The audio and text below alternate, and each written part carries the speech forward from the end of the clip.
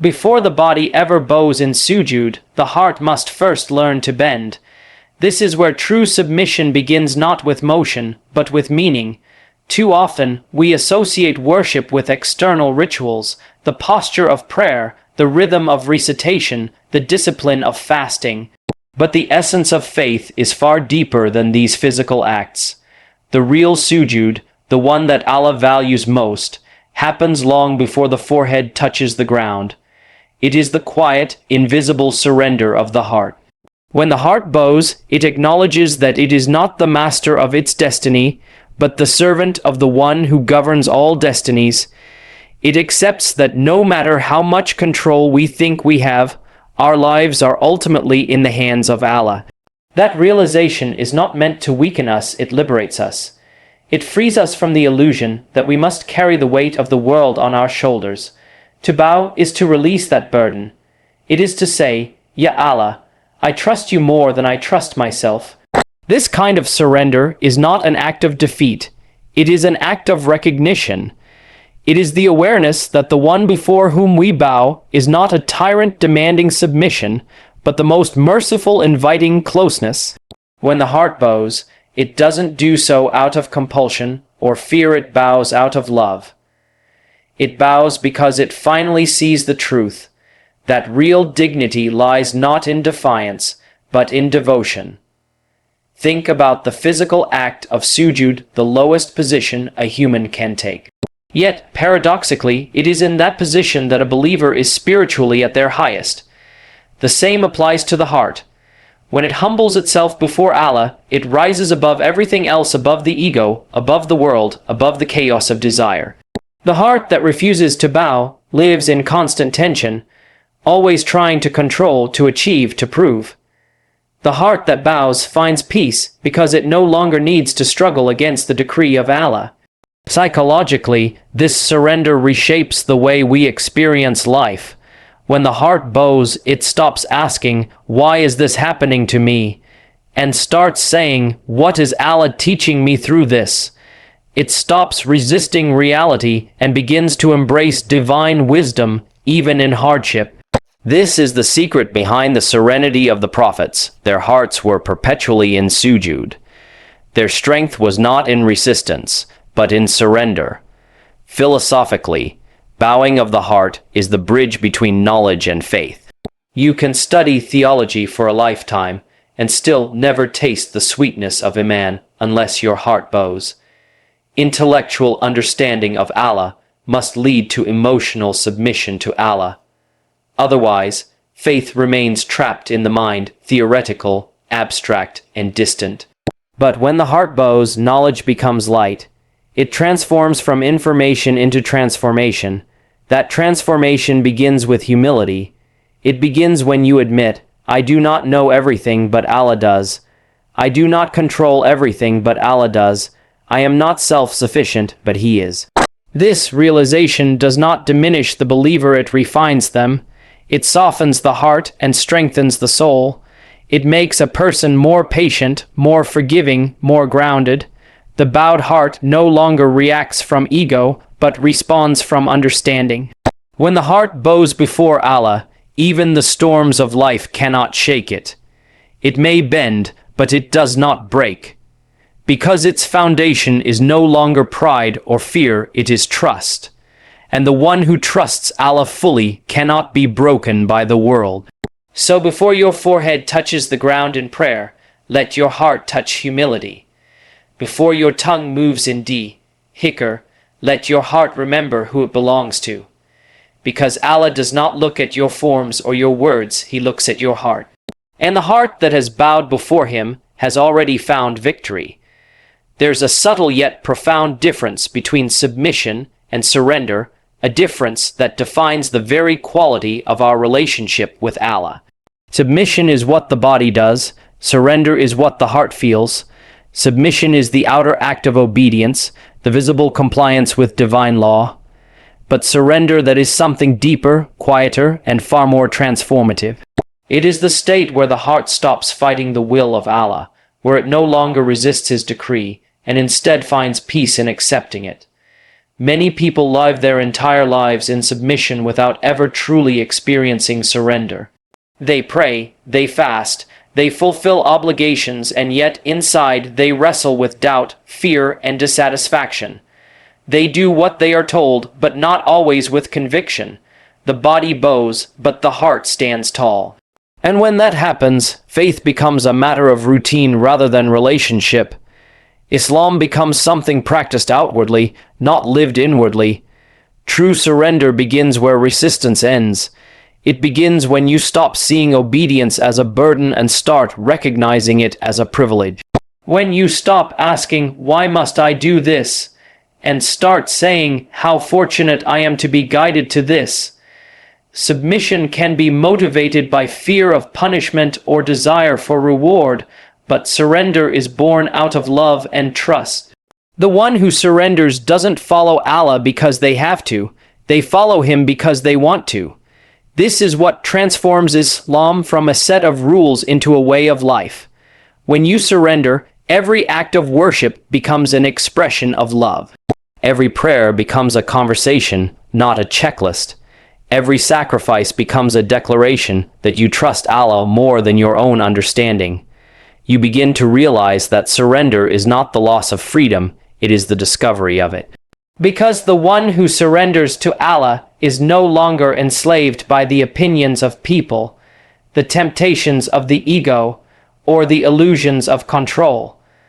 Psychologically, surrender is one of the most liberating states a human being can experience. The mind is no longer caught in the endless struggle to control what cannot be controlled. The heart stops trying to rewrite the decree and instead learns to read it with wisdom. It's a shift from "why me" to "what is Allah teaching me through this?" That shift is the essence of tawakkul, trust in Allah. You still act, you still plan, but your peace no longer depends on the outcome. It depends on the one who controls the outcome. Philosophically, surrender is the highest form of intelligence because it recognizes the limits of human knowledge. The intellect can question, analyze, and theorize, but only the surrendered heart can find contentment. It understands that not everything needs to be explained, and not every answer needs to be immediate. The one who surrenders knows that Allah's timing, though mysterious, is always perfect. The Prophet embodied this balance perfectly. His submission was absolute, but his surrender was even greater. He didn't just obey Allah, he trusted Allah completely. Even when facing unimaginable hardship, his heart never resisted the divine plan. That is the model of surrender we are called to emulate, to obey not only with the body, but with serenity of the soul. When you reach that state, faith becomes effortless. You stop fighting life and you start flowing through it, because your will aligns with the will of the one who created you. That's when dua becomes intimate, when salah becomes healing, and when hardship becomes a doorway to nearness. So, don't just submit to Allah, surrender to Him. Let your obedience flow from understanding, your worship from love, and your patience from trust.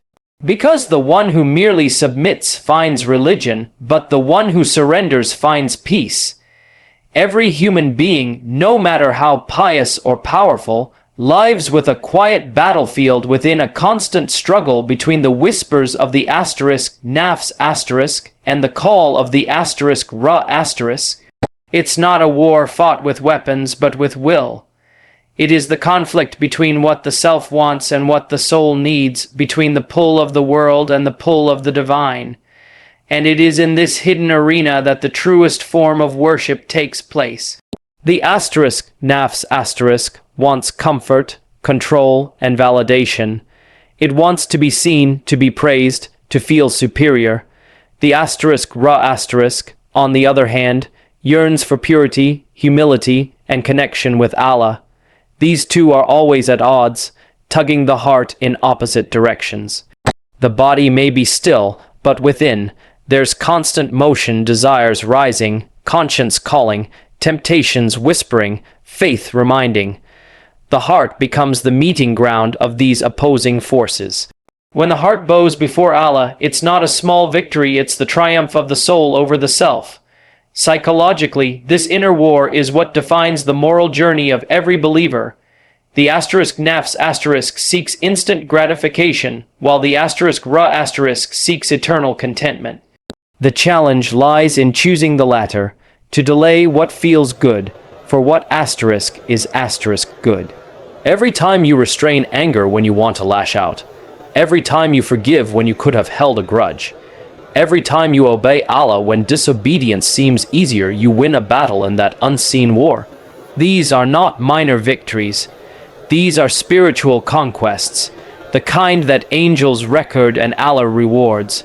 But here's the truth. No one wins this battle once and for all. It's not a single victory. It's a lifelong struggle. Even the most righteous face moments when the asterisk nafs asterisk resurfaces, whispering arrogance, jealousy, or doubt. That's why Allah tells us that asterisk, he has succeeded who purifies it, and he has failed who corrupts it. Asterisk purification is not a destination, it's a process. The believer must remain vigilant, constantly renewing intention, constantly returning to Allah. Philosophically, this battle reveals the duality of the human condition. We are both earthly and divine, molded from clay, yet animated by the breath of Allah.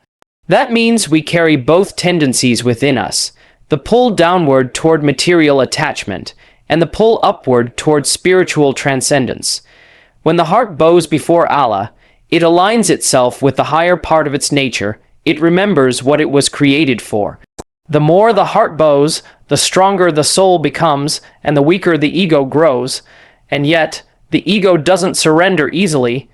It disguises itself in piety, sometimes even using religion to feed pride. A person might outwardly appear devout, but inwardly still crave superiority. That's why the scholars of the past said that the hardest asterisk jihad asterisk is not against the disbelievers, but against one's own self. Because the asterisk nafs asterisk doesn't confront you, it whispers, it deceives, it rationalizes. It tells you that you're right, that you deserve more, that humility is weakness. But when the heart bows before Allah, it sees through those illusions. It realizes that strength lies not in dominance, but in discipline. Winning this inner war doesn't mean silencing the asterisk nafs asterisk completely, it means mastering it. It means teaching it to serve rather than rule. The Prophet said, asterisk, the strong one is not the one who overpowers others in wrestling, but the one who controls himself when angry. Asterisk, that's what strength looks like in the spiritual sense, not the ability to conquer others, but to conquer yourself. So if your heart feels conflicted, know that it's a sign of life. Dead hearts don't struggle, they simply surrender to desire. The fact that you feel this tug between right and wrong means your asterisk ra asterisk is still alive, still calling you back to Allah. Don't ignore that call. Feed your soul with remembrance, prayer, reflection, and repentance, until its voice grows louder than the asterisk nafs asterisk. When the heart bows before Allah, peace is not something you chase, it's something that begins to settle naturally within you. The storms of life may still rage around you, but they no longer shake you at your core. The believer who has truly surrendered internally discovers a serenity that cannot be bought, taught, or borrowed. It is a calmness that flows from trust, the kind of trust that comes when the heart stops wrestling with destiny and starts resting in it. You see, anxiety often stems from resistance. We fight reality because we wish it were different. We replay the past, we worry about the future, and we exhaust ourselves trying to control outcomes that were never in our hands to begin with. But the moment the heart bows, truly bows, something remarkable happens. That resistance dissolves. The believer begins to see life not as chaos, but as a sequence of divinely arranged moments, each one carrying a lesson, each one meant for growth. This is why the Quran describes the friends of Allah as those who neither fear nor grieve. It doesn't mean they don't experience hardship, it means their hearts are not enslaved by it. They may cry, but they don't despair. They may fall, but they never lose faith in the wisdom of the one who allowed them to fall. The heart that bows before Allah sees both blessings and trials as expressions of the same mercy, just in different forms. It knows that whatever Allah decrees is ultimately for its purification. Psychologically, this surrender rewires the entire emotional landscape. The heart stops reacting impulsively to circumstances and starts responding consciously to meaning. Fear turns into faith, frustration into patience, and confusion into clarity. The believer begins to find comfort not in control, but in connection, in knowing that Allah is closer to them than their own heartbeat. And once you truly internalize that closeness, loneliness, anxiety, and despair begin to lose their power over you. Philosophically, this inner peace comes from alignment when the will of the servant aligns with the will of the Creator. As long as we live in conflict with what Allah decrees, we live in turmoil. But when the heart bows, that conflict ends. You begin to see that what you lost was never meant to stay, and what you gained was always meant to come. This perspective changes everything. It turns every moment into an opportunity for worship, because now, acceptance itself becomes a form of devotion. Think of the Prophet, a man who faced betrayal, loss, persecution, and sorrow beyond what most could bear.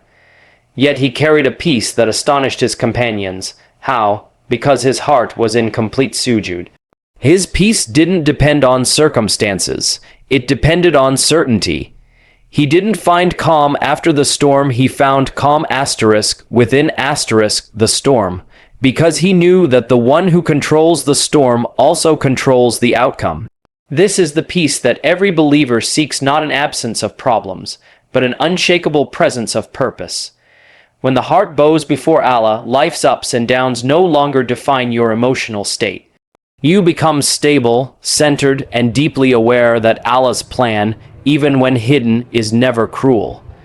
You start to realize that every unanswered prayer was answered differently, and every delay was mercy in disguise. And so, peace becomes not a momentary feeling, but a constant state, the state of a heart that trusts. You begin to live with sakina that divine tranquility mentioned in the Quran, which Allah places in the hearts of those who believe. It is the stillness that allows you to smile through tears, to hope when logic says there is no reason to, and to thank Allah even when life feels heavy. So the next time you find your heart restless, don't seek calmness from the world, seek closeness to the one who made it. Let your heart bow before Him completely, without conditions, without resistance. Because the peace you're searching for will never come from having less difficulty, it will come from having more surrender. The greatest barrier between a heart and its Creator is arrogance, that subtle poison that blinds the soul and hardens the heart. When the heart refuses to bow before Allah, it isn't because it doesn't know the truth. It's because the nafs convinces it that it doesn't need to. Arrogance whispers, "You're fine as you are. You don't need to change. You don't need to submit." And slowly, without realizing it, the person stops bending not physically, but spiritually. They may still pray, still fast, still go through the motions, but the essence of humility begins to fade. The body bows, but the heart remains upright. This is precisely what distinguished Iblis from Adam. Both knew Allah, both spoke directly to him, but one bowed and the other refused. The refusal didn't come from ignorance, it came from pride. Iblis didn't deny Allah's existence, he denied Allah's wisdom. He believed his judgment was better than God's command. That is the danger of arrogance. It doesn't always deny the truth. It simply refuses to yield to it. It says, "I know better." And that single thought can destroy the soul more quickly than any sin ever could. Psychologically, arrogance is the heart's defense mechanism. It hides insecurity beneath the illusion of superiority. The arrogant person feels threatened by submission because to bow means to admit dependence. And for a heart that has placed its identity in control, that admission feels unbearable. But humility, on the other hand, is a form of strength. It takes courage to say, "I am weak without Allah." It takes depth to recognize that every breath, every heartbeat, every opportunity is a gift, not a guarantee. Philosophically, arrogance is the rejection of reality itself, because to exist is to depend on something beyond yourself. Every atom in your body, every cell that keeps you alive, functions by the command of Allah. To act as if you are independent of Him is to live in delusion. The one who refuses to bow denies the very truth of their existence, that they were created, sustained, and guided by a power infinitely greater than themselves. And this is why a heart filled with arrogance can never find peace. Arrogance isolates you from Allah, from people, and from yourself. It makes you constantly defend your image, constantly prove your worth, constantly chase validation. It traps you in comparison, in competition, in fear of losing control. The humble heart, however, is free. It doesn't need to be right all the time. It doesn't need to be seen or praised. It is content simply being near to Allah, and that nearness is enough. If you study the lives of the great scholars, saints, and prophets, you'll find that their greatness didn't come from intellect or achievement, it came from humility. The more they knew, the more they bowed. The more Allah elevated them, the more they prostrated before Him, because they understood that the higher Allah takes you, the lower your heart must fall in gratitude and awe. That's the paradox of spiritual elevation. The closer you get to the divine, the smaller you see yourself. When the heart refuses to bow, it becomes heavy, hardened, and distant. But when it truly bows, it softens. It begins to see the world differently. It stops judging others harshly because it recognizes its own flaws. It stops boasting because it realizes every virtue is a gift from Allah. The bowed heart doesn't look down on anyone, it looks inward in accountability and upward in gratitude. So ask yourself honestly, does your heart bow when your body does? When you recite Subhana Rabiul Allah in sujud, does your heart feel its own smallness before the infinite? Or has pride quietly taken residence inside you, convincing you that obedience is enough without humility? Remember, Iblis's downfall didn't come from a lack of belief, it came from a lack of bowing. A heart that truly bows before Allah does so not out of fear alone, but out of love, a love so profound that obedience becomes natural, effortless, and even joyful. Too often, we think of submission in terms of rules and boundaries. Don't do this, do that, avoid sin, perform prayer. While these obligations are vital, they are only the framework. The essence of a heart that bows is an emotional and spiritual connection, a resonance with Allah that transforms every act of worship into an expression of affection. Love changes everything. When a person obeys out of fear, their obedience can feel heavy, forced, or transactional. There is always tension, a sense of doing it because they must, not because they want to. But when the heart obeys out of love, the very act of bowing becomes sweet. Prayer is no longer a duty, it is a moment of intimacy. Fasting is no longer a test of endurance, it is a gesture of devotion. Charity is no longer an obligation, it is a manifestation of gratitude. Love turns obligation into opportunity and fear into reverence. Psychologically, this is significant. The human heart thrives on connection. When you connect with another person deeply, you naturally want to please them, to honor them, to be close to them. The same principle applies to Allah. When the heart experiences His mercy, His knowledge, His presence, it longs to respond, to obey, to surrender, to bow. This is why the Quran repeatedly describes the believers as those whose hearts are softened by remembrance of Allah, whose hearts rejoice at His guidance. Love is not passive, it is active, it is transformative. It motivates us to align our inner world with the divine order because that alignment itself is a form of intimacy. Philosophically, love as the motivation for obedience addresses the deeper questions of purpose. Why do we exist? Why were we created? If life were only about following rules, then existence would feel mechanical, hollow. But when obedience is born of love, life gains depth, meaning, and direction. The bowed heart understands that the Creator is worthy of devotion not merely for what He commands, but for who He is. Allah is not a distant authority demanding compliance. He is the beloved who invites closeness, and every act of worship becomes a dialogue of hearts. Love also softens the heart in ways that fear alone cannot. Fear can keep someone from sin, but it cannot inspire compassion, patience, or generosity. Fear may make a person outwardly compliant, but love shapes character from the inside out. A loving heart seeks justice, forgives easily, and shows mercy. It mirrors the attributes of Allah in miniature, because love is contagious. The one who loves Allah begins to reflect his qualities in subtle yet profound ways. Moreover, love provides resilience. Life is full of trials, uncertainty, and pain. A heart motivated solely by fear may waver under pressure, questioning why hardship exists or why reward seems delayed. But the heart motivated by love remains steadfast, for its focus is on connection, not calculation. It finds contentment in the relationship itself, trusting that closeness with Allah is the ultimate goal and that every trial is a means of deepening that bond. The Prophet exemplified this perfectly. His devotion was never rote. It was intimate, personal, and filled with love. Every prayer, every act of charity, every moment of patience reflected a heart deeply in love with Allah. And that love made him endure hardship with courage, face adversity with patience, and respond to the world with mercy. So let your heart not merely obey, let it fall in love. Let the fear of Allah be tempered by the sweetness of His mercy. Let every act of worship be a reflection of affection, every moment of remembrance a heartbeat of connection.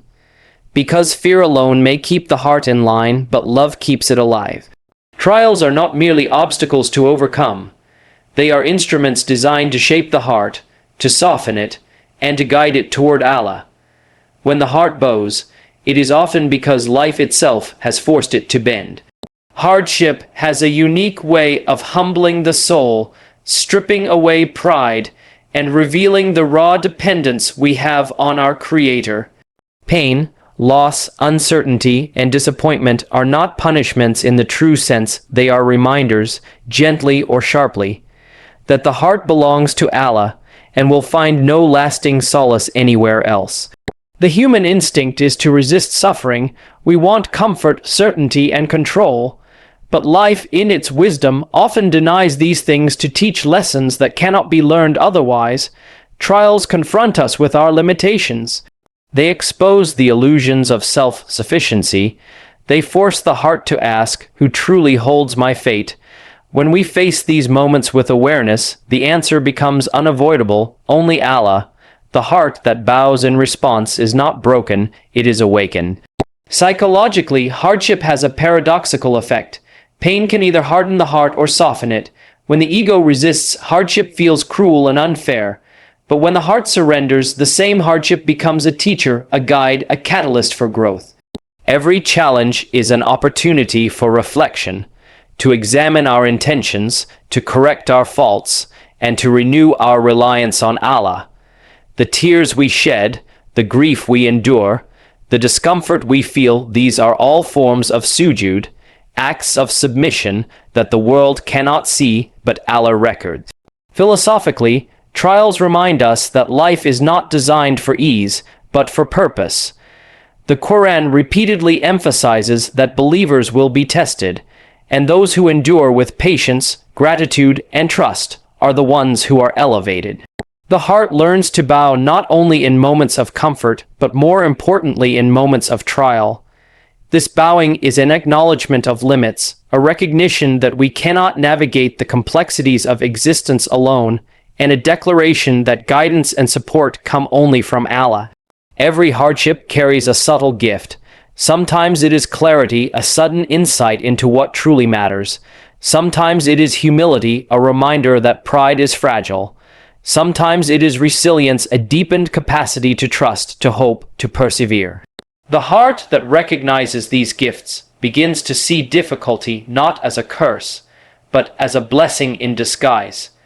Pain transforms from something to avoid into something to embrace, because it draws the soul closer to Allah and awakens a longing for His mercy. The Prophet exemplified this principle throughout his life. He faced loss, betrayal, persecution, and exile, yet his heart remained bowed, not in despair, but in trust.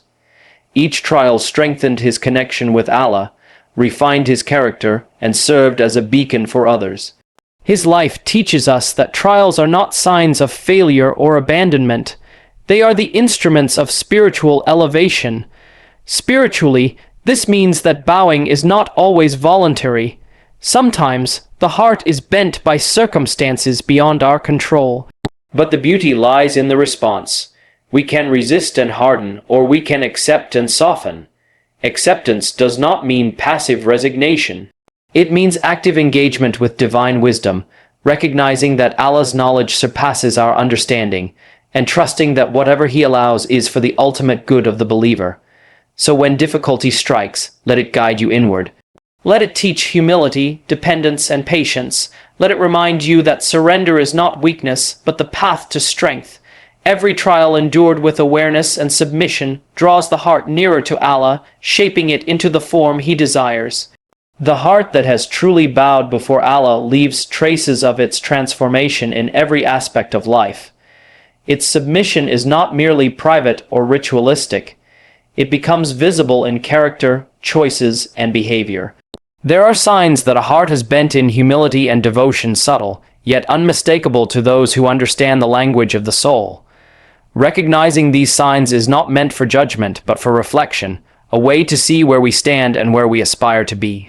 First, contentment in Allah's decree is perhaps the most profound marker. The heart that bows does not rebel against the realities of life.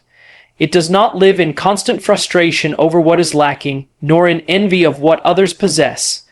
Instead, it rests in the knowledge that Allah's wisdom surpasses human understanding. It recognizes that everything success, failure, joy, grief, abundance, or scarcity arrives according to a divine plan crafted for ultimate benefit, even if it is unseen. This contentment is not passive resignation. It is an active choice to trust, to see every circumstance as a thread in a larger tapestry woven by infinite knowledge. Second, a softened character reflects a bowed heart. When pride, arrogance, and self-centeredness lose their grip, compassion and empathy emerge. The believer becomes patient with others, forgiving even when wronged, gentle even in authority, and generous without expectation. A heart in submission understands that true strength is not dominance, but mercy. True influence is not power over others, but elevation of those around you. The soft heart does not condone injustice, but it navigates life with patience and wisdom, letting humility guide its actions. Third, the consistent remembrance of Allah in thought, speech, and action is a sign of a heart that has bowed. The soul naturally returns to its Creator when it recognizes its dependence and connection. Dhikr is not simply a habit. It is the natural rhythm of a heart that finds delight and stability in divine presence. Even amidst the noise of the world, a bowed heart maintains an internal compass pointing toward Allah. This remembrance becomes a source of strength, clarity, and moral guidance in every decision, every interaction, and every challenge. Fourth, the heart that bows manifests restraint and accountability.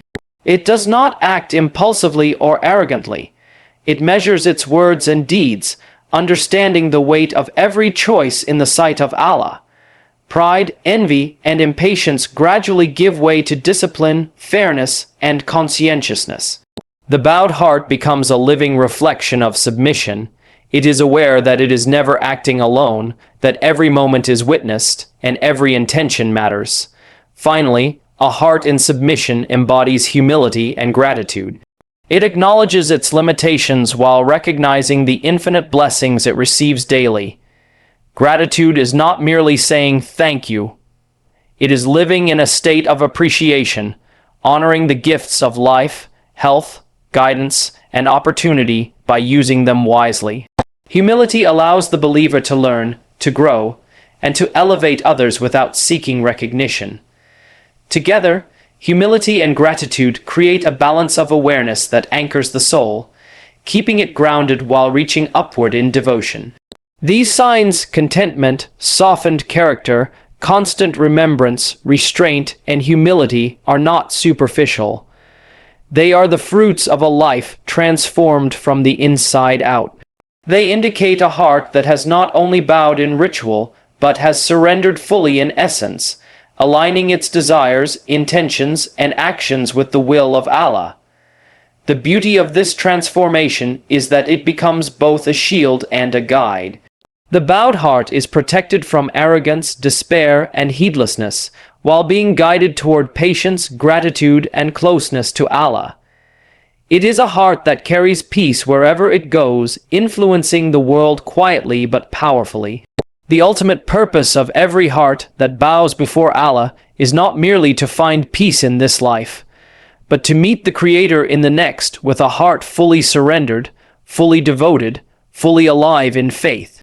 The final bow is not a moment in ritual, but a state of being that carries the believer through life and into the hereafter. It is the culmination of a journey that begins with awareness, deepens through struggle, and matures in love, trust, and humility. To meet Allah with a heart at peace is the greatest aspiration of the believer, and it is only achieved when the heart has truly learned to bow. Throughout our lives, we encounter countless distractions, desires, and attachments. The world constantly calls for attention, promising fulfillment, but often delivering restlessness.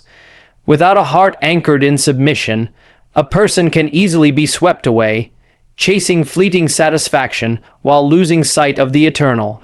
But when the heart bows, it establishes a foundation that is unshakable, a center of gravity that pulls the soul toward Allah. This spiritual alignment is what allows a believer to walk through the world with dignity, patience, and perspective. The bowing heart sees trials not as punishments, but as guidance. It sees blessings not as entitlements, but as mercy. It sees the self not as autonomous, but as entrusted to Allah's care. Psychologically, this final bow represents mastery over the self. The ego is no longer the ruler, and the fleeting desires no longer dominate decision-making. A heart that bows understands the transient nature of life and seeks what is lasting. It does not cling to worldly pleasures as if they define value, nor does it despair when loss occurs, because it recognizes that the ultimate measure of success is not in possessions, reputation, or comfort, but in alignment with the Creator's will. Every choice, every action, every intention is filtered through the awareness that one day the heart will stand before Allah and every secret will be revealed. Philosophically, this perspective transforms existence. Life is no longer a series of random events, but a purposeful journey designed to refine the soul. The heart that bows learns patience in adversity, gratitude in abundance, humility in recognition, and resilience in hardship. This heart does not fear death, because it has trained itself in surrender.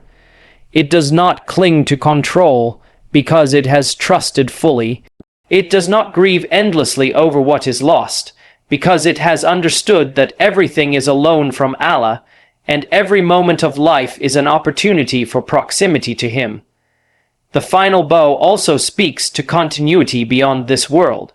The one whose heart has bowed consistently, sincerely, and fully, does not face the hereafter in uncertainty or terror. Instead, they rise to meet Allah with a heart at peace, *Kalbun Salim*, a heart purified and aligned. This is not theoretical, it is practical. Every act of worship, every trial endured, every moment of reflection contributes to this ultimate posture of the soul. It is the culmination of a life lived with awareness, purpose, and devotion. The Prophet demonstrated this beautifully.